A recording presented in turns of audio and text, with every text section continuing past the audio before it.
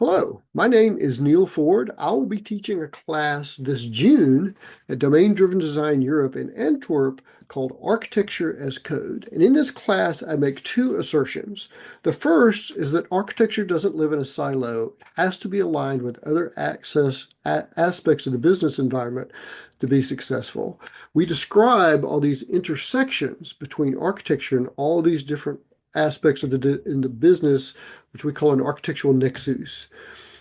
Architecture intersects with implementation, with infrastructure, with data topologies, with engineering practices, team topologies, systems integration, the business environment, the enterprise, and of course, in 2025, generative AI.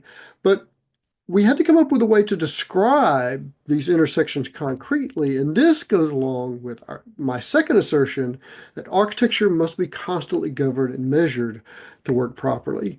So we use this idea of architecture as code to define things like architectural structure constraints, operational constraints, even things like process concerns.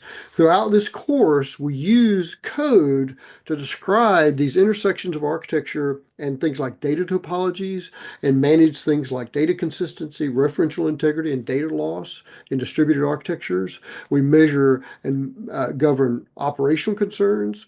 We look at process agility, even things like merge conflicts, which help you determine team effectiveness, and things like contract change rate, which lets you understand architectural churn and how quickly things are moving in your ecosystem.